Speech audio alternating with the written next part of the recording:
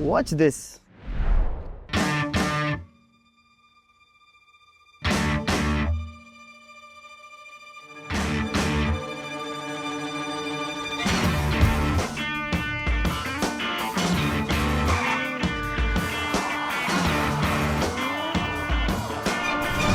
Did you notice something? Or did it just feel right? Because the music did not start as a background music. It started inside his iPod. But as the scene intensified, it escaped the world of the character. Therefore, it became the soundtrack of the entire world. That's a transdiegetic transition. And almost no sound design tutorial teaches you this. Because most tutorials teach you what to do, not why it works. They give you sound effects, presets, transitions, but they don't teach you how to think. And if you give me the next 10 minutes, I will change how you edit sound forever. I already know the questions in your head. How do you actually find good music? What are these sounds even called? How do you know what sound to use and when? And how do movies make sound feel so effortless? If you are thinking any of that, relax. By the end of this video, it will be all clear. There are 3 levels to sound design: beginner, intermediate and advanced. But most editors skip the first one. They jump straight into techniques, plugins and presets. Therefore, nothing truly ever works. Today, we are rebuilding this from the absolute basics. And it starts with one simple question. What should the audience feel? Before we go any further, I wanted to grab a pen and paper. Not because this is deep, but because this will save you hours on every edit. Make a simple table. Instrument, mood, search keywords. That's it. What's this skip?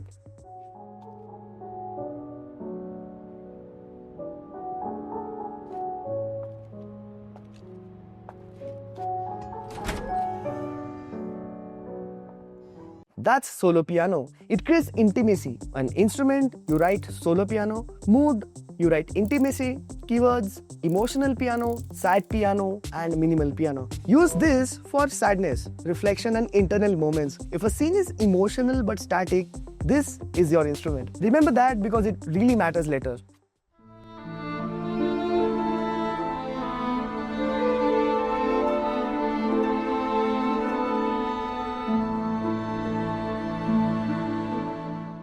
That's high violin. It creates longing. Instrument, high violin, mood, longing, keywords, emotional violin, high strings, tension. Use it for vulnerability, emotional tension, fragile moments. This does not feel intimate. It feels uncomfortable. High violin is pressure, not comfort.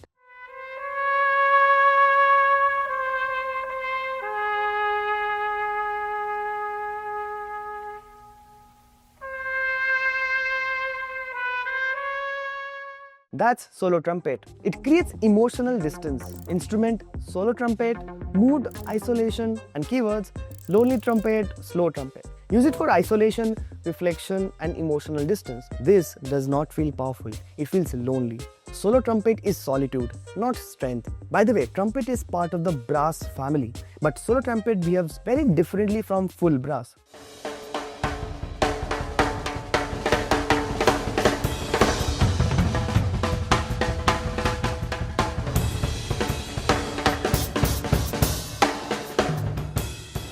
That's percussion. And it's not one instrument, but a category. Percussion instruments are the one that makes sound when it's hit or shaken. Instrument, percussion, mood, urgency, keywords, percussion pulse, cinematic drums, rhythmic percussion. Use it for momentum, urgency, and time pressure. If an edit feels slow, add percussion, because percussion controls pacing, not feeling. There are more instruments, a lot more. You don't need to memorize them. I put the full table, instruments, moods, and keywords as a free PDF below. And this is when you subscribe, right? Now, in real music, you're not hearing these instruments separately. They are layered. Piano stem, drum stem, bass stem. Now, each layer is called a stem. All of the stems together, that's what we call music. This really matters because once you understand stems, you stop searching for songs and start searching for functions. Hold on to that thought. Now, let's go back to the question we started with. How do I find good music? And this is where editors get stuck. They search song titles, but title does not tell you what the sound actually does. Therefore, they scroll forever or settle for something that's just fine. That's exactly why platforms like Epidemic Sound work so well for editors. Not because of the size of the library, but because of how you search. Let me show you. Say I need something intimate. I don't guess a title. I type what we wrote on that paper. Remember? Emotional piano. Now, look at this. I'm not locked into just one result. I can filter by mood, genre, instruments, and more. So, if I want this to feel calm and reflective, I can click moods like peaceful, sentimental, or dreamy. Let's select a track. Now, here's the useful part. If I click create versions, Epidemic automatically gives me multiple length, perfect cuts of the same track. Now this is perfect for shorts, social media, and yes, we can also make it loopable. Now let's say I like this direction, but not the exact track. I click find similar, and here's the key detail. It recommends tracks based on the exact section I like, not the whole song. Now that's kind of huge. Epidemic also has something more advanced. It's called Studio. You upload your video and it generates a fully synced draft. Music, sound effects, transitions match to your edit. That's powerful, but that's intermediate level. We will come back to it later, and if you want to try Epidemic Sound, you absolutely know where to find it. Use the code SOMRAT50 and you get 50% off for 2 months. By the way, did you know you can even use a reference track to find music with a similar vibe to famous songs? And no, the YouTube copyright police aren't coming for you. FBI, open up! But have you thought why does the same song feel perfect in one scene but completely wrong and out of context, out of picture in another? Because it was never about the song. It's what the scene needs. Before we go further, we need to clear something up. Emotion and mood are not the same thing. Think of it like weather. Mood is the climate. It's the clouds that hang all day. The heat wave that won't leave. Emotion is that lightning bolt. It hits in a single frame. Most average sound design fails because editors try to force a lightning bolt into the wrong climate. To make sound design work, you have to connect emotion to the correct mood. Emotion tells you what to feel, mood tells you how to sustain it.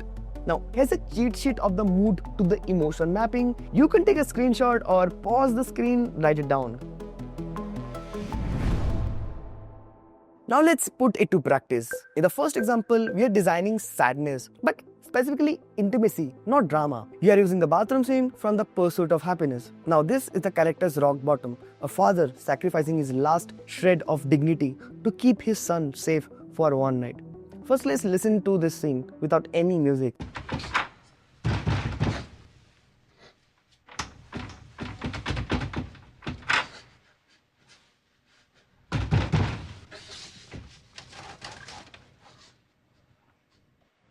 The sadness is already there, but it feels distant.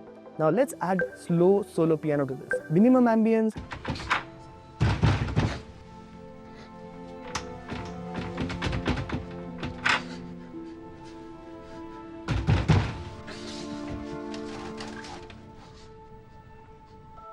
Now it feels much more closer. That's the difference sound design makes. Next, we are designing urgency, but specifically time pressure. For this example, we are using the mole scene from Dunkirk. Imagine, thousands of soldiers are trapped on a beach. There's no villain in the frame. The enemy is time.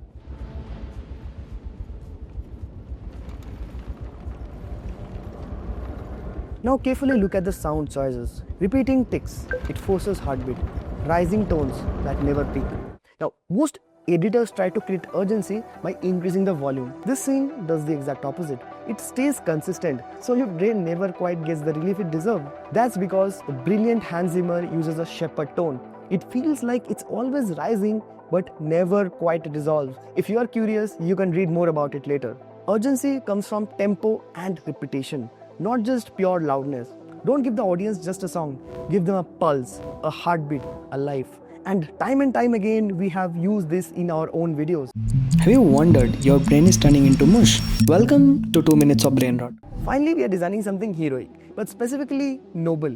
Let's watch the Portals scene from Avengers Endgame. Captain America is standing alone against an entire army. He's beaten. Then he hears a voice in his ear. Reinforcements finally arrive. Listen to how the sound shifts from small to wide. On your left.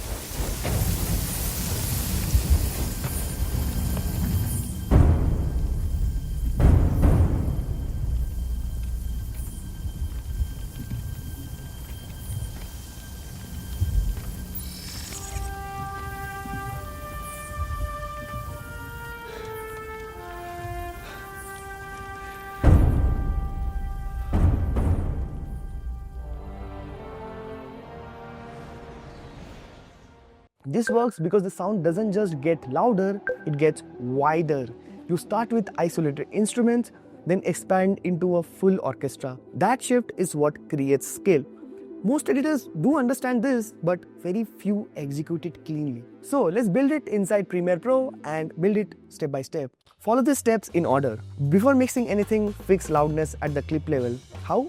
Right-click an audio clip, select audio gain, adjust so dialogue peaks around -12 to -6 decibels. 6 years, and this is one of the tricks on the book that no one talks about when they're talking about character. 6 years, and this is one of the tricks on the book that no one talks about when they're talking about character. Stop guessing. Use the audio meter. Dialogue should be around -6 to -12 decibel. The background music should be around -18 to -22 decibel. Sound effects should be from -3 decibel to -6 decibel. One rule is, if you hit 0 decibel, your audio starts clipping.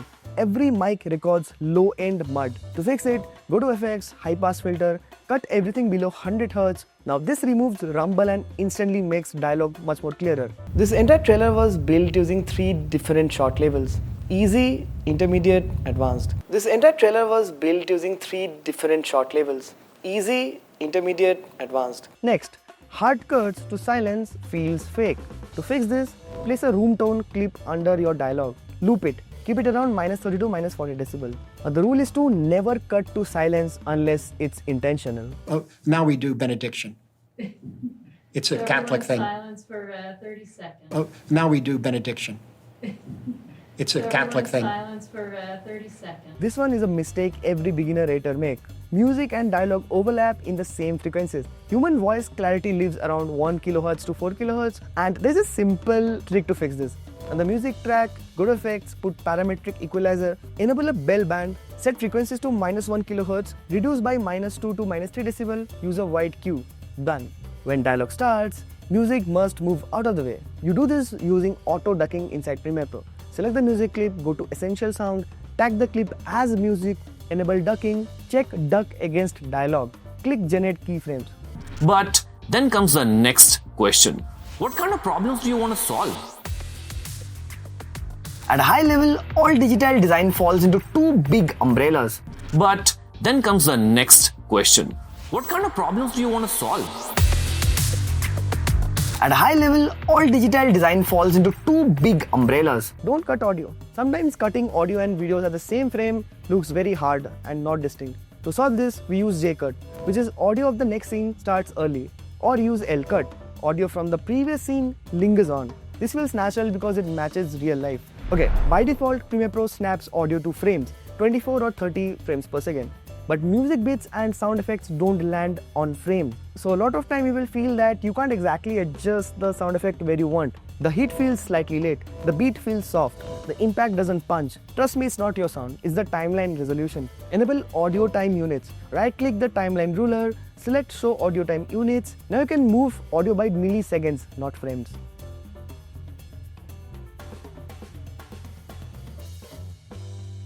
In real life, sound always reflects off walls.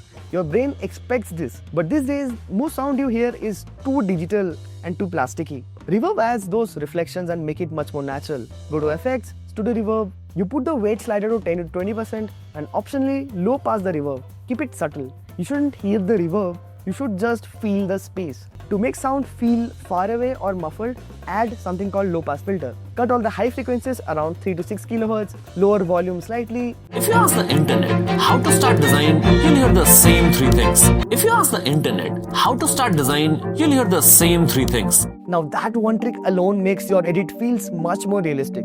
But it's still just the surface level, because distance is only one of the many ways sound tells a story. And this was just the beginner level. We haven't even touched things like how to transition perfectly from one music track to another, how films use risers, impacts and silences to glue scenes together, how to manipulate music to fit timing, not the other way around. All of those are intermediate level. So if you want that video, comment sound below. If enough of you ask for it, I will make it next. And if this feels like a lot to remember, don't worry. We have linked a free PDF in the description with full breakdown, emotional map and the exact keywords we have used. Don't forget to subscribe, and if you want to see why you should start making content in 2026, watch this video.